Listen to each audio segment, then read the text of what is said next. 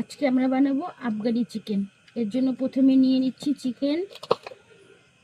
চিকেনটাকে আগে ম্যারিনেট করে নিব।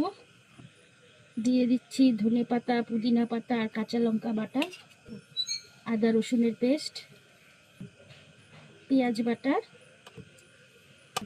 কাজু বাদাম বাটা।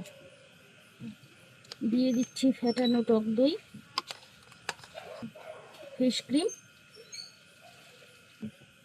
গরম মশলার গুঁড়া, জিরার গুঁড়া, দিয়ে দিচ্ছি কসুরি মেথি, সামান্য পরিমাণ চিনি, দিয়ে দিচ্ছি পরিমাণ মতো লবণ। এখন এটাকে ভালো মতো মেখে রেখে দিব 1 ঘন্টার জন্য।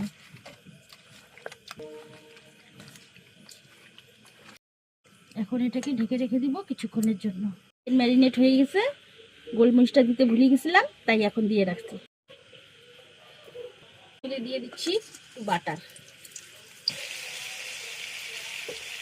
ম্যারিনেট করা মাংসগুলো আগে ভেজে নেব।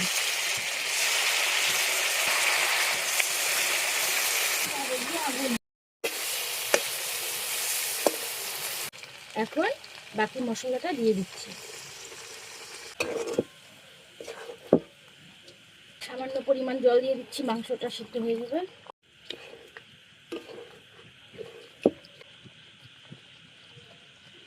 দিয়ে দিচ্ছি একটু বাটার। আমার আফগানি চিকেন রেডি, এখন নামিয়ে নিচ্ছি।